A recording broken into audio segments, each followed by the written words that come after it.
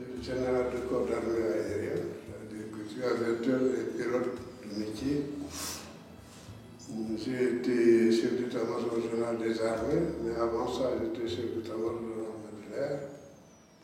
Et à la retraite, en 1993, le président de la République m'a nommé ambassadeur à Washington avec la juridiction dans 5 pays, dont le Mexique, l'Argentine, la Jamaïque, Trinidad et Tobago et Haïti.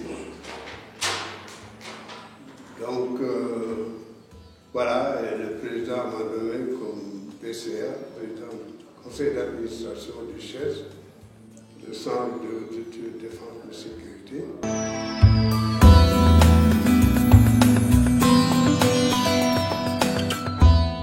Oui, alors j'ai eu la chance, l'opportunité d'avoir assisté et même participé à tous les forats sur paix et sécurité de Dakar. Et c'est une activité phare du CHES. Et je suis heureux de constater que même si la perfection n'est pas de ce monde, je suis particulièrement satisfait de la dernière édition, la 7e. On est arrivé quand même à avoir d'abord de la diversité des participations. On a eu des chefs d'État quand même qui ne sont même pas de la région, comme le président d'Afrique du Sud. On a eu le président du Niger. On a eu aussi le président de Guinée-Bissau. Et ils sont tous venus avec des thèmes importants. C'est vrai que le président Macky Sall a bien situé les 3 défis principaux qui nous concernaient. D'abord, évidemment, le terrorisme, à qui on doit faire face, mais aussi le Covid-19, pour lequel, évidemment, tout le monde est concerné, et effectivement, encore l'environnement. Ce sont 3 défis qui sont des défis globaux, qui concernent tout le monde. Mais plus particulièrement, l'Afrique doit quand même s'armer et faire face à tout ça, qui ont des répercussions, du point de vue socio-économique, que ce soit pour l'économie, pour le social. Il y a des gens qui ont perdu leur travail, mais il y a aussi le fait qu'il y a des va-et-vient. Le dernier Omicron est venu, a commencé par l'Afrique du Sud, et maintenant un pays comme l'Angleterre, un pays développé, qui a un système sanitaire assez renforcé, qui est devenu pratiquement l'épicentre. Donc, comme ça vient par l'air, ça peut arriver à tout le monde et dans tous les pays. Donc c'est un problème commun auquel il faut faire face.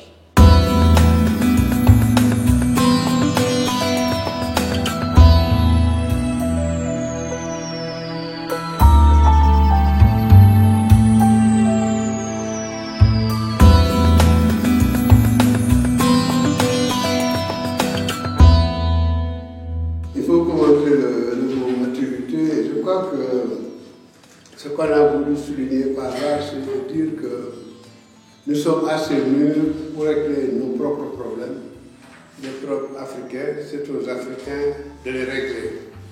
Ça n'empêche pas une ouverture vers l'Europe, parce que les autorités européennes ont compris que cette guerre nous est commune et que nous sommes des voisins.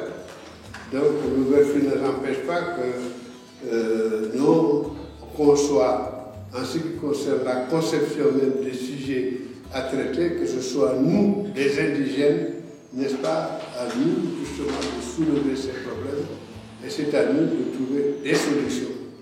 Je pense que ça. Mais ça n'empêche pas de reconnaître quand même nos faiblesses. C'est d'ailleurs pour ça qu'on a besoin de participation des partenaires qui ont compris que c'est un problème commun.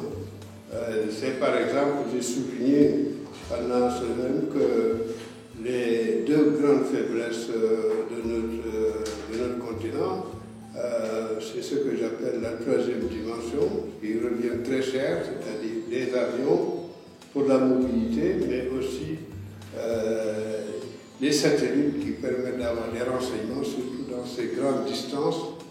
Et de ce point de vue même, la France, avec Barkhane, a eu besoin de l'aide des Américains, aussi bien pour la mobilité des troupes, parce que les grandes distances, pour les faire par la route, et que les infrastructures sont très précaires, évidemment par avion, pour aller de Bamako au nord du Mali, les 1000 km, en avion c'est 1h30, mais quand vous le faites par la route, vous avez pratiquement une journée pour le faire, sinon plus. Donc aussi, les avions les drones qui sont des avions sans pilote, qui ont la possibilité non seulement de renseignement, mais aussi d'être très précis pour traiter un objectif et même quelquefois un chef. C'est arrivé en Afghanistan et c'est arrivé aussi que ça permette d'avoir un objectif précis, de pouvoir le traiter. Ça, c'est qu'on le veuille ou non, c'est notre grande faiblesse. Notre faiblesse aussi est que nous ne fabriquons pas d'armes. Il y a des pays comme l'Égypte, comme l'Afrique du Sud, qui fabriquent des armes, mais souvent sous licence. Ça veut dire qu'ils dépendent des autres. Donc ça, il faut carrément qu'on sache que ce sont nos faiblesses et qu'on travaille dans ce sens-là. Peut-être une autre faiblesse serait le fait de ce qu'on appelle l'interopérabilité. C'est-à-dire que nous, au Sénégal, nous avons beaucoup d'expérience dans les opérations de peacekeeping. Mais on s'est rendu compte que quand on est avec les Ghanéens ou bien qu'on est avec les Nigériens ou les autres, il y a d'abord un problème de langue que le Sénégal a réglé depuis une vingtaine d'années, puisque le 3e bureau a transformé son laboratoire de langue et que pratiquement tous nos officiers peuvent travailler, puisque la langue de travail a toujours été l'anglais. Mais l'interopérabilité aussi, c'est les armes et les calibres. Et c'est un problème que l'OTAN a réglé après la Deuxième Guerre mondiale, parce qu'il y a des francophones qui avaient des calibres en système métrique, et les anglophones utilisaient des inches et des yards.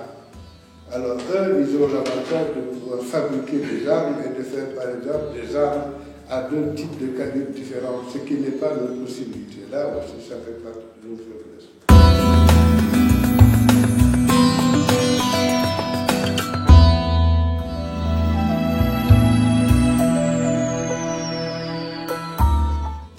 Bon, écoutez, je pense que d'abord le président Macky Sall a bien fait de parler des défis qui ne sont pas seulement africains, mais qui sont mondiaux.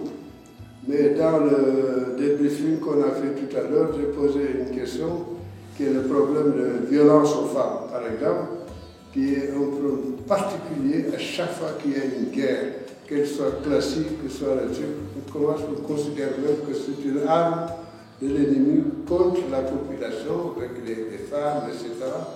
Et je pense que c'est un problème qu'on aurait pu développer un peu plus. Je pense aussi que le problème de l'environnement, c'était un problème qui était scientifique jusqu'à 10 ans.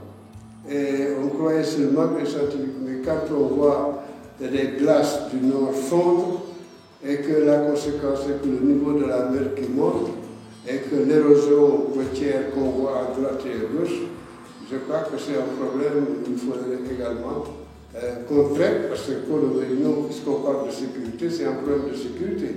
Vous voyez, dans la petite côte, moi je me rappelle dans le village de Barnou où j'étais, entre le Pench et la mer, on jouait au football.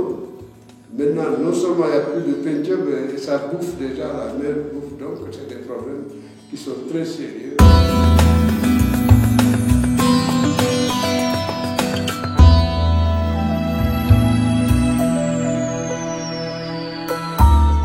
Il fallait que tout le monde respecte l'horaire. Et le non-respect amène des dysfonctionnements. Premièrement, il est rare, et ça c'est pas seulement le chef, c'est tous les participants, de savoir que quand on a commencé quelque chose à 9h, il faut commencer à 9h, premièrement. Deuxièmement, quand quelqu'un intervient, qu'il sache qu'il n'est pas seul, que d'autres, il y a un problème de discipline intellectuelle qui fait que laisser les autres parler, comme ça on peut respecter. Ce qui fait que, par exemple, ça va devenir des problèmes de savoir quand est-ce qu'on va manger. Et moi, il m'est arrivé un jour, j'étais intéressé à un truc, mais on m'a dit, il faut aller manger maintenant. Ça, c'est très important. Je pense aussi que le ministère des Affaires étrangères qui a fait son travail. Je pense que, aussi bien dans les intervenants, j'ai insisté sur le fait que le forum s'adresse en matière d'invités d'abord aux pays qui ont été victimes du terrorisme, sans tenir compte de la langue ou de trucs comme ça. Et de ce point de vue également, qu'on ne fasse pas du tout un cloisonnement entre les anglophones et les francophones, puisqu'il y a un système de traduction, etc. Je pense que c'est ça aussi. Je pense que l'Europe, bon, la France évidemment est concernée, mais on a vu que même le Japon, cette fois-ci, a participé. Mais que les gens sachent que d'abord et avant tout, c'est un problème, ce sont des problèmes mondiaux. Les trois défis soulignés par le président doivent concerner tout le monde. D'où l'importance d'ailleurs du mot informel que les gens traduisent à leur manière, mais qui veut dire ceci, ça veut dire que c'est basé sur le volontariat. Si les gens voient que les thèmes paix, sécurité, etc. les intéressent et qu'ils ont une expérience personnelle, bon, ils viennent s'ils veulent. La presse a tendance à souligner l'importance des participations des chefs d'État. Ça, évidemment, c'est la partie qui est la plus visible. Mais en fin de compte, un seul homme, sans chef d'État, mais avec des experts dans ce domaine particulier, peut-être aussi un meilleur succès, qu'on le veuille ou non. Maintenant, il y a des chefs d'État. Par exemple, le président du Niger a été particulièrement pertinent en faisant en particulier une comparaison entre ce qui se passe maintenant avec les djihadistes et ce qui s'est passé il y a à peu près un demi-siècle en Afrique, en Amérique du Sud. Bon, évidemment, il y a la sophistication, il y a la différence, etc. Le président du Niger a également parlé des problèmes de la mobilité et que ces gens utilisent par exemple des motos et ont accès partout. Et en fin de compte, les armées sont plus lourdes, etc. Et de ce point de vue, il y a une opinion qui dit que ces gens ont une supériorité, que je mets entre guillemets, en matière de budget. Ce que personnellement, j'ai contesté en disant non, leur supériorité, elle est tactique. C'est-à-dire qu'ils se débrouillent, ils choisissent leur objectif, ils disent que d'ici à tel village, à 2 heures du matin, tout le monde dort, et qu'il y a 15 ou 20 gendarmes, alors ils viennent à 50 et forcément ils vont gagner. Ça ne veut pas dire que le budget de l'État et ce qu'eux dépensent, qu'ils ont plus de dépenses, etc. Ça, personnellement, je l'ai contesté en disant que tactiquement, ils ont cette possibilité d'aller à un endroit où localement, ils sont plus nombreux, ils sont mieux armés, etc.